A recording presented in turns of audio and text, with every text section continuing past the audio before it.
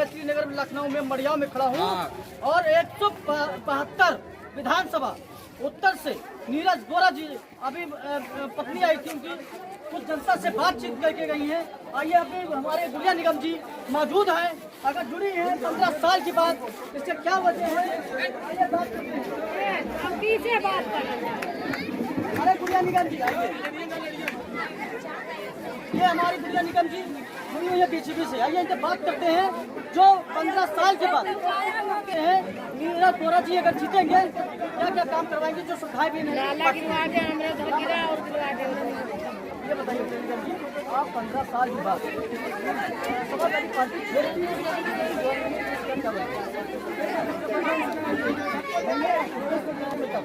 इसमें सम्मान आपको क्या मिलना है, क्या वजह है? हमारी महिलाओं के खड़े होने की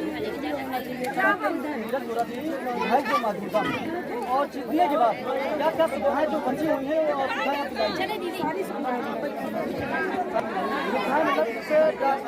सुविधाएं सुबह बनाया है कि नहीं बनाया?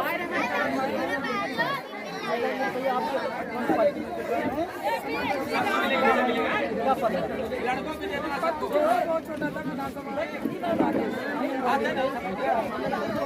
हमारी दुर्मिला मिश्रा जी, आइए से बात करते हैं। इधर जो ज्वाइन में क्या है, क्या नाम है? अच्छा, ज्वाइन है, किसने ज्वाइन किसको जिताना चाहते हैं? तो गाइड सबको मिला है अभी निगम से बात हो रही थी, बता रहे थे कि जो सुविधाएं बची हैं और मिलते रहेंगे। आइए अभी कुछ महिलाएं बची हैं, आइए उनसे बात करते हैं। क्या नाम है दीदी? अच्छा सुमित्रा देवी, आप कहाँ के रहने वाली हैं? किसको जिताएंगे? आपका जो अभी आई थी, जो आई थी उनका क्या नाम? समोसा पायो, ये इधर समोसा लाया, इधर समोसा लाओ। आइए यहाँ पे मौजूद हैं, आइए हो गए सब, इधर मिल गया।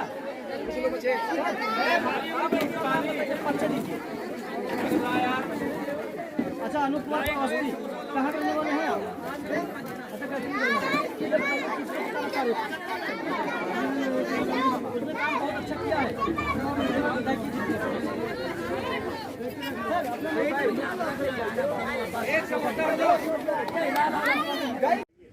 सवाल पूछिए मैडम। ये जो आपने विधानसभा के अंदर ये जो जनसंख्या इकट्ठा हुई है, आपने इसको संदेश में आप जैसे बताया कि नीरज बोरा जी के और वो आई हुई हैं न्यू, जैसे कि पूजा शुक्ला जी, और उन्होंने युवा बच्चों को गुमराह किया, उसमें आपने पब्लिक को क्या संदेश दिया?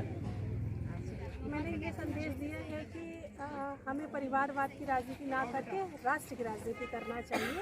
तो युवा पीढ़ी को भड़काना नहीं चाहिए, जिसने हमारे लिए काम किया है हम उसके लिए काम करें।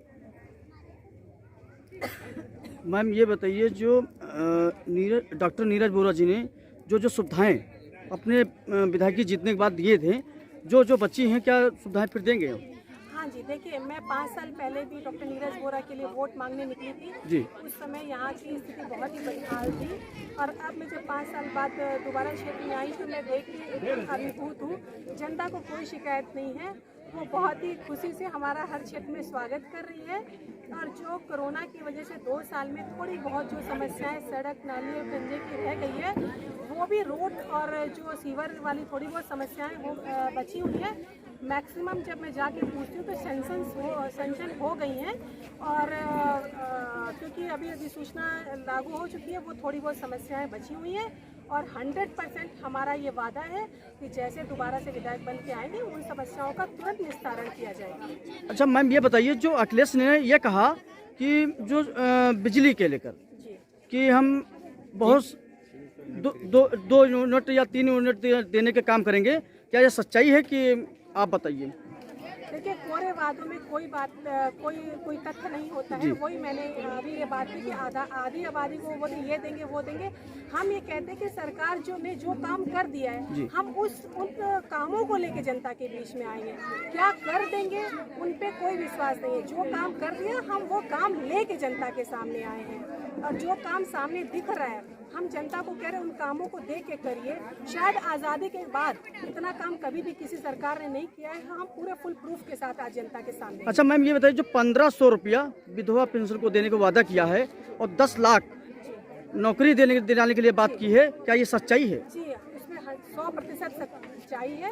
जो भी हमने पहले भी मैनिफेस्टो में किया थे वादे, वो सरकार ने पूरे करके दिखाए हैं जी। इसी वजह से आज हम पूरी विश्वास के साथ कह सकते हैं कि सरकार ने जो अभी वादे किए वो भी आगे पूरे करके दिखाए। जैसे माननीय राष्ट्रीय अखिलेश यादव जी जो है पब्लिक से कहते हैं या आदर्श लोगों से कहते हैं अब की बार मेरी सरकार आने दीजिए, तो इसका मतलब क्या है? या चुनौती है कि संदेश देते हैं कि मेरी सरकार आने दीजिए फिर बताएंगे? इसके बारे में आपको क्या कहना है? वो तो आपको से लेके बेटी पढ़ाओ बेटी पढ़ाओ बेटी पढ़ाओ, उसके बाद से जो मकान की योजना बनाई गई 2.5 लाख बहनों के खाते में डाले गए, उसके बाद से कन्या सुमंगला योजना बनाई गई, उसके बाद से कानून योजना जो बनाई गई, पिंक बूथ बनाए गए, बहनों की सुरक्षा की गई। आपके गुंडा राज चलता था बहनों, मानो गुंडा राज चलता था। योगी के राज में आप सोचिए बहनें, आप खुद भी सुरक्षित हो गई हैं। आंखें खोलिए, उनकी बातों में मत आइए। वो कहते हैं हम आधी आबादी मतलब हम बहनों की आबादी, आधी आबादी के लिए काम करेंगे। कब करेंगे?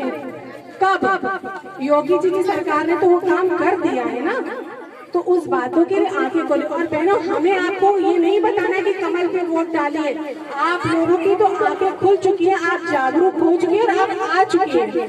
अब आपका ये फर्ज है कि जो आपका परिवार, रिश्तेदार, अगल बगल की बहनें भटकी हुई हैं, क्योंकि अब बहन 6 या 7 दिन हम लोग के हाथों में है और हमारे समझाने से वो नहीं समझेंगे, क्योंकि हम बीजेपी वाले हैं और आप नए अभी आप आधे सपा और अभी आधे बीजेपी वाले हुए हो अभी, क्योंकि आप नए आपका उनके साथ अभी भी उठना बैठना है। आप शायद उनको समझा पाओ और ये राष्ट्र के लिए समझाओगे, बीजेपी के लिए नहीं समझाओगे। जो आपके गोद में छोटे छोटे बच्चे बैठे हुए, उनके भविष्य के निर्माण के लिए उनको समझाइए कि बेटा, क्योंकि आपकी जो यंग जनरेशन है ना, वो जो लड़की आई है उसके पीछे वो भाग रहे हैं, वो भड़का रही है उन लोग को, बरगला रही है उन लोग को, क्योंकि उन लोगों का अपना स्वार्थ नीत है। योगी जी का परिवार नहीं है, मोदी जी का परिवार नहीं है, वो परिवारवाद की राजनीति नहीं कर रहे हैं। उनको धन संचय करके अपने परिवार के लिए नहीं छोड़ रहे हैं। उनके परिवार में वो पैसे ही का झगड़ा है। योगी जी के परिवार में कोई झगड़ा नहीं है, वो हमारे लिए लड़ाई कर रहे हैं, बहनों के लिए लड़ाई कर रहे हैं। ये बातें समझाइए उनको एक लोग को लेके। अगर आपने 10 परिवार को भी बहने, एक बहनों ने संकल्प कर लिया कि हम 10 परिवार को भी बदल देंगे, तो बहनों क्रांति आ जाएगी, हमारा भविष्य सुरक्षित हो जाएगा, हमारे बच्चे सुरक्षित हो जाएंगे और भड़काने से वो उनकी बातों में नहीं आएंगे। तो बहनों, आज हमें एक आश्वासन दीजिए, जिस तरह से हम होली, दिवाली, करवा चौथ मनाते हैं अपने पति और अपने बच्चों की सुरक्षा के लिए, देश सुरक्षित होगा, राष्ट्र सुरक्षित होगा, तो हमारा परिवार सुरक्षित होगा, हम गुंडों से बचेंगे, मवालियों से